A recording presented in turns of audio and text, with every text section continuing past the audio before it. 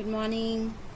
सब कैसे हैं आप लोग। आज हम त्रिविमीय ज्यामिति या 3 डायमेंशनल ज्योमेट्री में आज का जो हमारा प्रश्न है, वाई जेड समतल पर बिंदु ज्ञात करना है। जो बिंदुओं ए के निर्देशांक है 3, 2, -1, बी के हैं 1 और -1, 0 तथा सी के हैं 2 और 2 से समदूरस्थ हैं।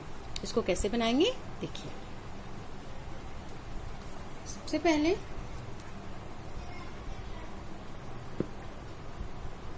वाई जेड के किसी बिंदु x के निर्देशांक 0 होता है, क्योंकि यहाँ वाई जेड है। वाई जेड समतल पर x का मान क्या होगा, 0 होगा। तो यहाँ लिख देते हैं कि वाई जेड समतल पर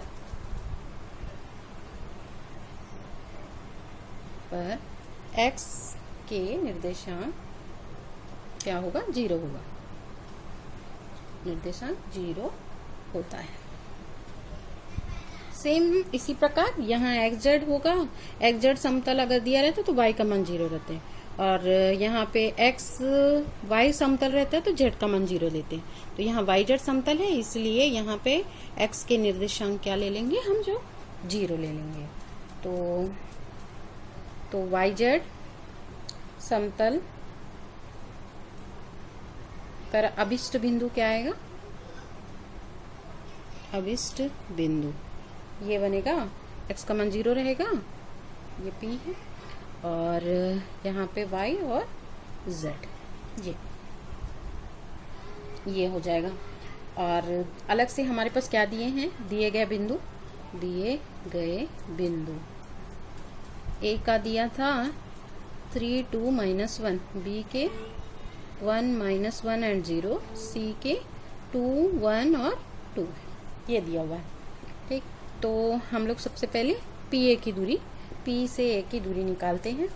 तो पी ए बराबर दूरी का जो सूत्र होता है x2 माइनस रूट में x2 माइनस x1 का स्क्वायर, y2 माइनस y1 का स्क्वायर, z2 माइनस z1 का स्क्वायर। यहाँ लगा देती हूँ एक बार फार्मूला, x2 माइनस x1 का square plus y2 minus y1 का स्क्वायर और प्लस z2 माइनस z1 का स्क्वायर। चूंकि पी ए यहाँ ए है और पी के निर्देशांक वही 0, y और z के थ्रू था ना, तो हमारा यहाँ बनेगा x2 का मान है यहाँ पे 0 माइनस 3 का स्क्वायर प्लस ये रूट में ले लेती हूँ।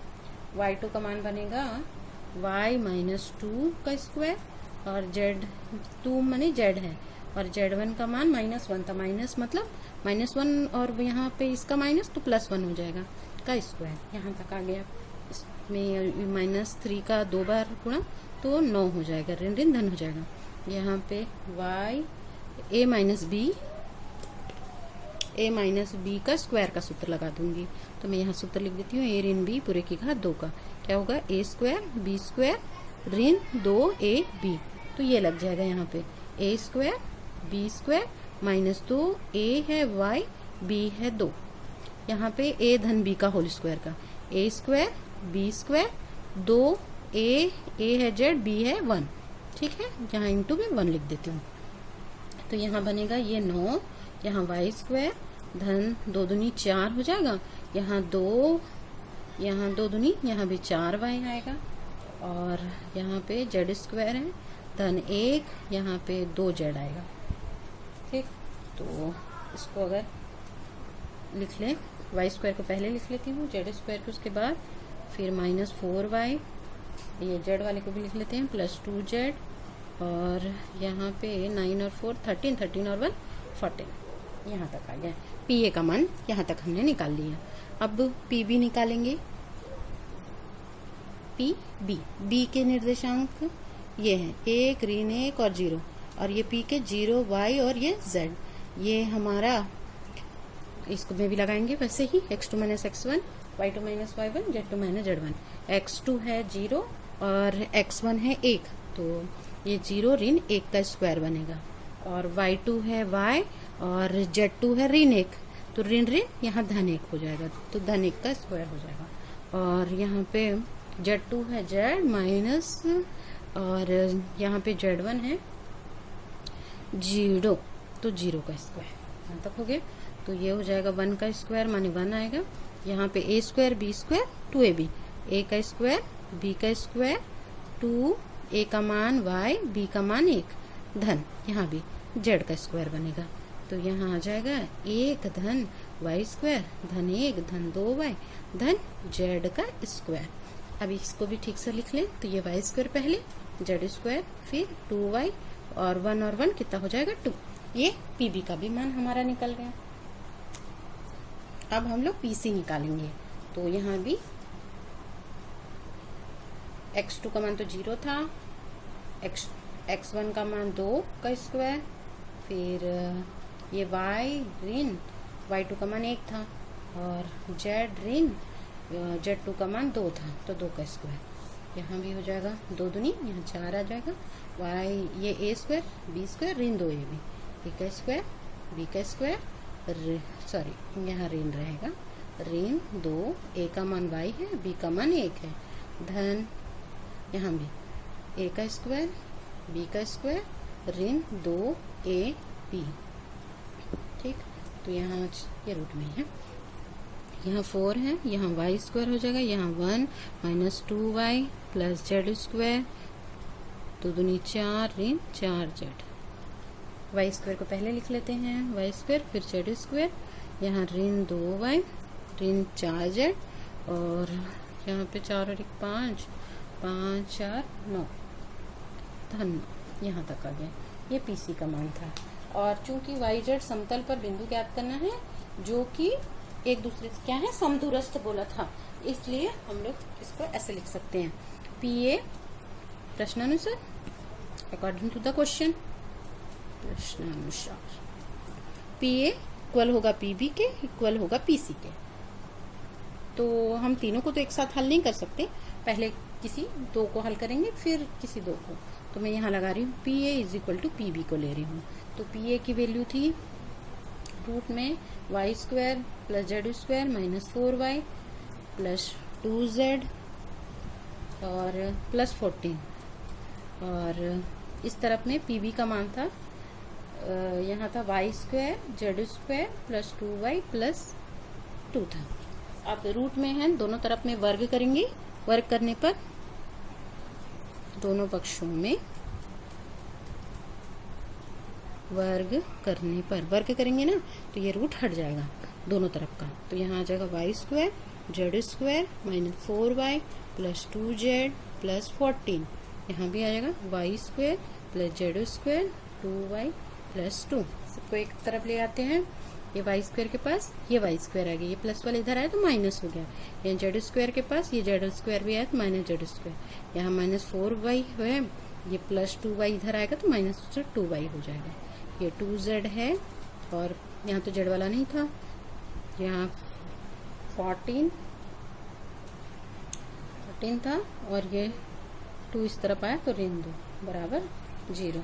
तो ये दोनों कैंसिल हो गया, ये दोनों में हाँ y यहाँ ऋण 4y और ये इधर आया तो ये ऋण धन 2y, ये धन वाला था ना मान, इस तरफ आया तो ऋण, तो ये हो जाएगा 4 2 ऋण 6y 2z, 14 में से 2 गया 12 बराबर 0।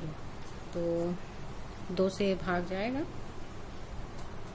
2 से भाग देने पर तो ऋण 6y बटे में 2, 2y बटे में 2, 12 बटे में 2 बराबर 0। तो ये काटेंगे तो ये ऋण 3y, यहाँ 2 1 कम 2 1y आएगा और 2 छक्के 12 होते बराबर 0। यहाँ पे ये हमारा पहला समीकरण बनेगा। पुनः PB किसके बराबर है, PC के। इन दोनों का भी मान रख लेते हैं।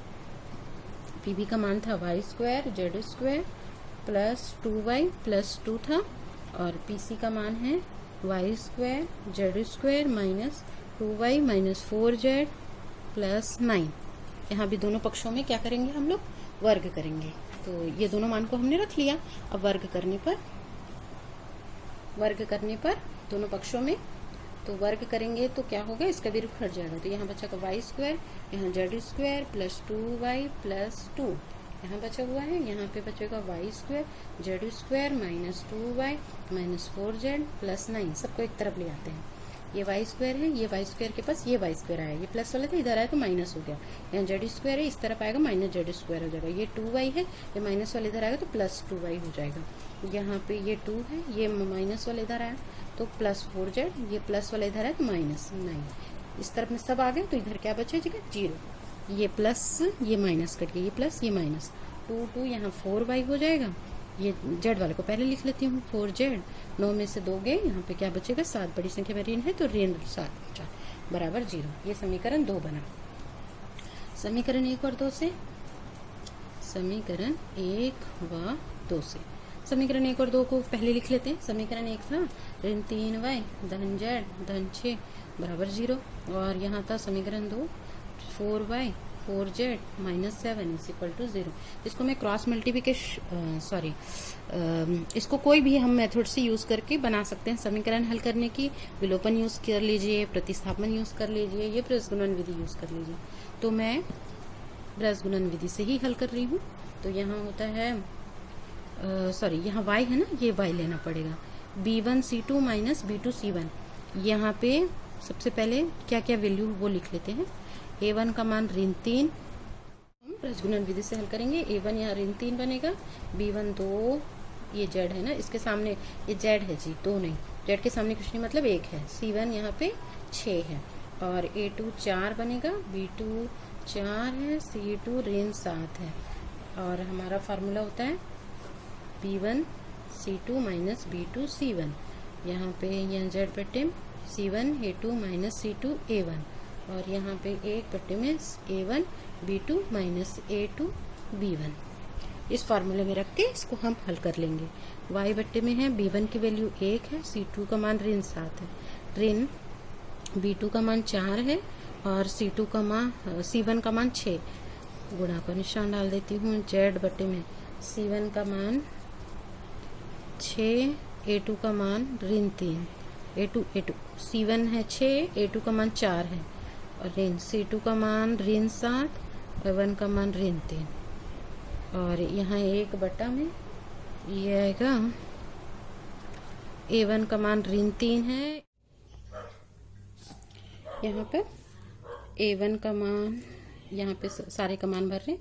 a1 का मान ऋण 3 है, b2 का मान यहाँ 4 है, और a2 का मान 4 है, b2 का मान 1। तो यहाँ आ जाएगा y अपॉन ऋण 7 ऋण 6 चौं 24, z बटा 6 चौं 24, ऋण यहाँ ऋण धन हो जाएगा, लेकिन इसका बचा हुआ है यहाँ 21, यहाँ 1 बटे में ये ऋण 12 ऋण 4 बचेगा। तो y बराबर यहाँ आ जाएगा ऋण 31 हो जाएगा, और z बटे में यहाँ आ जाएगा 24 में से 21 जाएगा तो 3, और यहाँ 1 बटे में ऋण 16। यहाँ तक आया। फिर y की वैल्यू हमारी आएगी,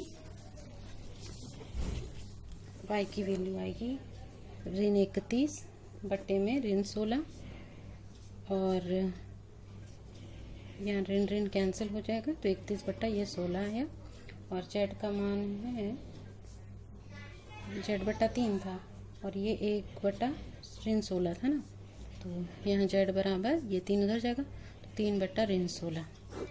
तो यहाँ पे y का मान आया 31 बटा 16, और z का मान ये ऋण ऊपर ले लेती हूँ ऋण 3 बटा 16। तो अभिष्ट बिंदु P का क्या था 0, y और z था ना, यहाँ x का मान तो 0 है, y का मान 31 बटा 16 आया, और z का मान ऋण 3 बटा 16। ये हमारा आंसर बनेगा।